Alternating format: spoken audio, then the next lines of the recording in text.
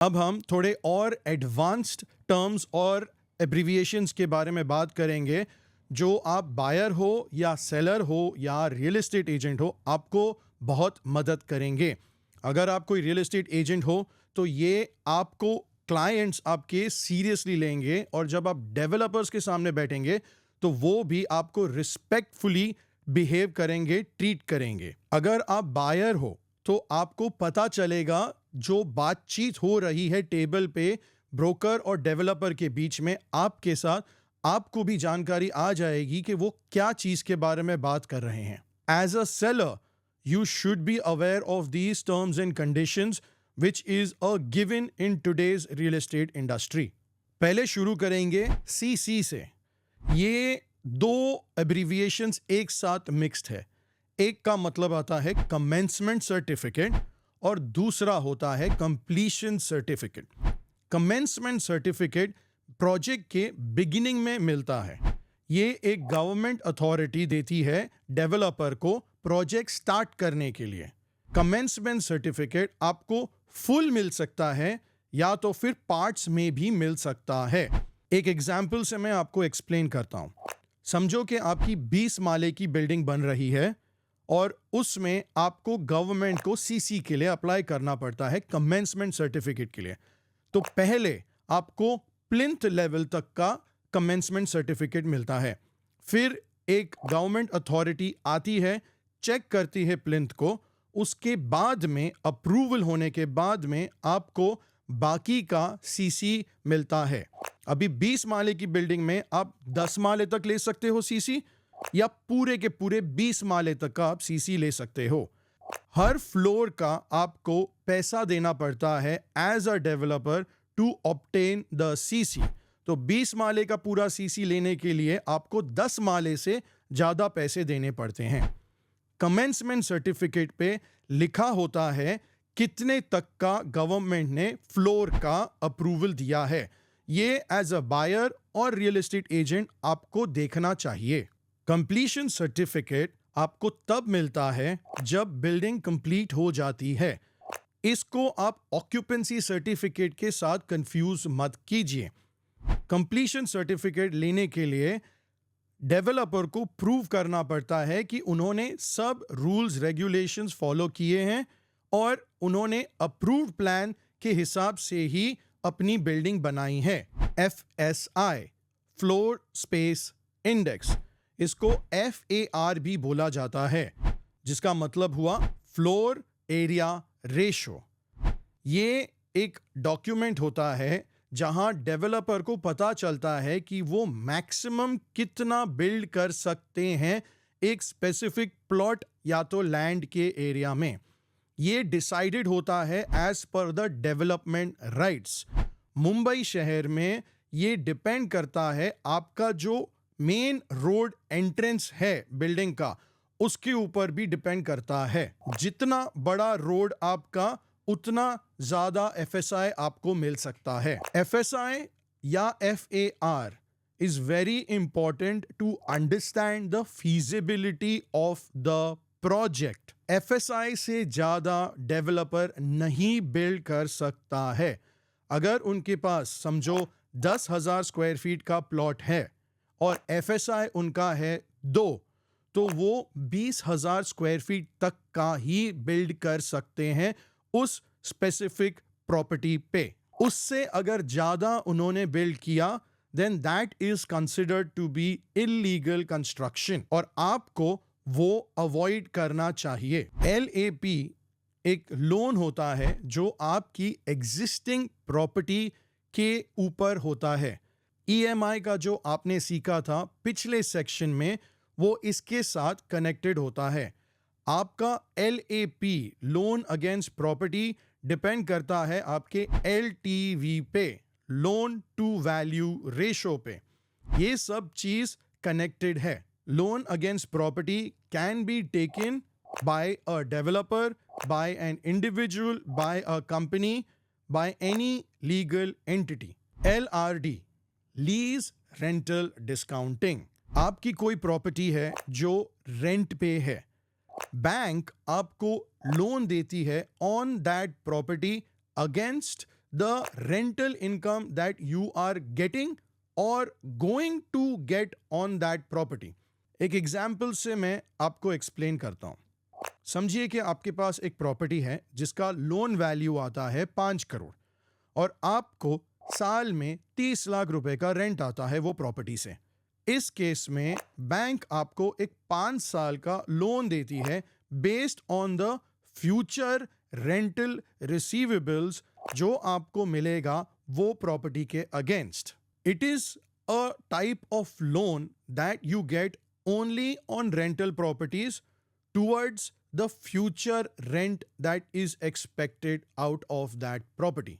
LRD थोड़ा complicated होता है जहां प्रॉपर्टी की वैल्यू भी लेते हैं और रेंटल अमाउंट भी लेते हैं. जो क्लाइंट ने प्रॉपर्टी रेंट पे ली है, लाइसेंसी जो बोलते हैं, उनका भी एक प्रोफाइल मैचिंग होता है. MOU, मेमोरेंडम ऑफ अंडरस्टैंडिंग, ये एक म्यूचुअली अग्रीड टर्म्स और कंडीशंस होता है जो दो या दो से ज्यादा पार्टियों के बीच में होता है. बायर, सेलर, ब्रोकर या तो फिर कोई टेनेंट रहे, उनके साथ भी आप एक MOU कर सकते हो. MOU में जो टर्म्स और कंडीशंस लिखे होते हैं usually forms the basis of a final agreement between 2 और more parties. MOU is considered to be legally binding. इसका यूजुअली 2 या 2 से ज्यादा ओरिजिनल कॉपीज होता है. जितने भी लोग इन्वॉल्व है साइनिंग में ऑफ द MOU, उन सबको एक ओरिजिनल कॉपी मिलता है. जब फाइनल अग्रीमेंट बन जाता है तभी ये MOU को आप डिस्ट्रॉय कर सकते हो, आप उनको फेंक सकते हो, या तो फिर आप उनको फ्यूचर रेफरेंस टर्म्स के लिए भी मेंटेन करके रख सकते हो. BCC, बिल्डिंग कंप्लीशन सर्टिफिकेट, ये आपको कंप्लीशन सर्टिफिकेट और ऑक्यूपेंसी सर्टिफिकेट के साथ में एक और एडिशनल डॉक्यूमेंट होता है जो लोकल गवर्नमेंट देते हैं डेवलपर को to prove and approve that the building is completed as per the standards submitted to the government authority. ये तीनों डॉक्यूमेंट आपको नेसेसरी है. CC, BCC और OC तीनों आपको नेसेसरी पड़ता है to prove that the building has been completed as per the regulations and rules. Cooperative society, इसमें 2 टाइप की सोसाइटीज होती है.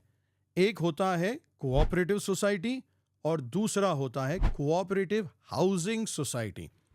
दोनों में फर्क ये है, कोऑपरेटिव सोसाइटी में कमर्शियल और रेसिडेंशियल दोनों यूज के लिए होते हैं एक बिल्डिंग में. कोऑपरेटिव हाउसिंग सोसाइटी में सिर्फ रेसिडेंशियल प्रॉपर्टीज होते हैं. उस बिल्डिंग में कोई भी ऑफिस या शॉप्स या शोरूम या कमर्शियल गाला नहीं होते हैं. कोऑपरेटिव सोसाइटी एक कम्युनिटी साथ में मिलके मेंटेन करते हैं. कोऑपरेटिव सोसाइटी में मेंबर्स होते हैं और हर एक मेंबर को एक स्पेसिफिक शेयर नंबर मिलता है जो उनका होता है. उसके साथ आपको एक शेयर सर्टिफिकेट भी इशू होता है. ये शेयर सर्टिफिकेट से आपकी ओनरशिप का प्रूफ एडिशनल हो जाता है. Plus the share certificate also gives you voting rights with in the society. एक शेयर से आपको एक वोटिंग राइट मिलता है. कोऑपरेटिव सोसाइटी में एक मैनेजमेंट होती है. मैनेजमेंट में सेक्रेटरी, चेयरमैन और ट्रेजरर होते हैं. ये तीनों का इलेक्शन होता है हर साल में और उनको एक पद मिलता है within the society to manage the society. It is an honorary position. इसके लिए इनको पैसे नहीं मिलते हैं. सोसाइटी के जो मेंबर्स होते हैं वो सब हर महीने सोसाइटी के मेंटेनेंस फीस देते हैं. कभी कभी सोसाइटी के मेंटेनेंस फीस में प्रॉपर्टी टैक्सेस भी ऐड हो जाते हैं. डिसीजन मेकिंग जो भी होता है सोसाइटी में वो वोट के साथ होता है. जैसे मैंने पहले बताया था, हर एक मेंबर को एक वोट मिलता है. It is like a small democratic building with in the society. HOA, home owners association. ये एक टाइप का सोसाइटी होता है, but this is in a condominium society. Condominium में आप undivided share of the land के मेंबर बनते हो। HOA आपको यूजुअली प्लैन्ड बिल्डिंग्स में मिलते हैं, या तो फिर जैसे मैंने पहले बताया कॉन्डोमिनियम्स में होते हैं। होम ओनर्स एसोसिएशन में जो भी मेंबर्स है उन सबको साथ में मिलके अपने बिल्डिंग को या सोसाइटी को मेंटेन करना पड़ता है। कारपेट एरिया, CA, इसका बहुत ही सिंपल तरीके से मैं एक्सप्लेनेशन दे सकता हूं। अगर आपने एक स्पेसिफिक प्रॉपर्टी में कारपेट बिछा दिया तो जितना आपका स्क्वायर फुट यूज हुआ है that is called your carpet area. इसमें आपके दीवारें इंक्लूड नहीं होते हैं। Built up area, BU, built up area में आपकी दीवारें इंक्लूड हो जाते हैं जो आपके प्रीमाइसेस के अंदर है। नॉर्मली कारपेट एरिया और बिल्ट अप एरिया में 10% से 20% का फर्क पड़ता है। समझो कि आपका 1000 स्क्वायर फीट बिल्ट अप है तो आपका कारपेट एरिया 800 या 800 स्क्वायर फीट से ज्यादा होना चाहिए। Super built up area, SBUA, super built up area आज बहुत ही कम मार्केट्स में यूज होता है। मोस्टली प्रेफर करते हैं लोग रेरा कारपेट एरिया में। सुपर बिल्ट अप एरिया में आपका घर का पूरा इंटरनल एरिया, फ्लोर का लॉबी, एलिवेटर का स्पेस, ग्राउंड फ्लोर अमेनिटीज, सब कुछ मिला के डिवाइड करते हैं with the total number of units that are available. उस बेसिस से आपका super built up area calculate होता है। कोई माइक्रो मार्केट्स में pricing super built up area पे करते हैं। मेरा रिकमेंडेशन है आपको always go on the RERA carpet area और the carpet area. RERA carpet area, RERA carpet area में आपका इंटरनल जितना भी एरिया होता है वो इंक्लूड होता है। इसमें आपके बालकनीज, टेरेस, वॉल्स, बाथरूम के भी वॉल्स, सब कुछ इंक्लूड हो जाता है। After the RERA act, RERA carpet area should be the primary and the most important aspect for the calculation of your property. Survey carpet area, मेरे काफी videos में आपने देखा होगा सर्वे कारपेट एरिया अलग होता है अग्रीमेंट कारपेट एरिया से। एक टाइम था जब ही मुंबई शहर में अग्रीमेंट में जो एरिया लिखा था और जो एक्चुअल एरिया दिया जाता था अपार्टमेंट में वो अलग होते थे। फॉर एग्जाम्पल, आपके अग्रीमेंट में लिखा है 1000 स्क्वायर फीट कारपेट एरिया, पर बनता था 1100 स्क्वायर फीट कारपेट एरिया। तो इस वजह से मैं अपने क्लाइंट्स को एडवाइस देता था to get a official architect who would come and measure the entire property. जब वो मेजरमेंट करते थे तभी उनका जो एरिया आता था वो ज्यादा होता था जो अग्रीमेंट से होता था। That is what is called a surveyed carpet area. इसको आप यूजेबल कारपेट एरिया भी कह सकते हैं। सर्वेड कारपेट एरिया या usable carpet area is not an official measurement which is usually recognised. However, कभी कभार ओनर्स और बायर्स को ये इंफॉर्मेशन क्लियरली देना चाहिए। The reason behind that is because agreement पे जो लिखा है और जो actual मिल रहा है वो दोनों चीज अलग है। As a buyer and as a seller, you should be aware of what you are selling and what you are buying. It is very important to do a survey of the property अगर ये area में mismatch है। OC, Occupancy Certificate. This is the single most important legal document which is needed by the developer to be given the permission for people to come and occupy the property. इसके बिना, OC certificate के बिना आप legally कोई भी property को occupy नहीं कर सकते। ये मुंबई और गोवा में लीगल डॉक्यूमेंट कंसिडर किया जाता है।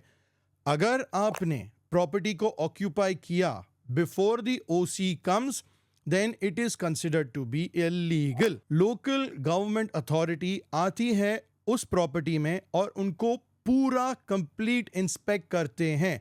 वो स्टेयरकेस देखते हैं, एलिवेटर्स देखते हैं, आपकी जो बालकनी या बाहर की विंडो का जो हाइट है, हर एक छोटी छोटी चीज़ें चेक करके देखते हैं कि जो आपने अप्रूवल पे दिया था, जो आपने पेपर में दिया है, वही आपने बनाया है. It is an extremely important document before you occupy any property. ये है आपका फाइनल सेक्शन.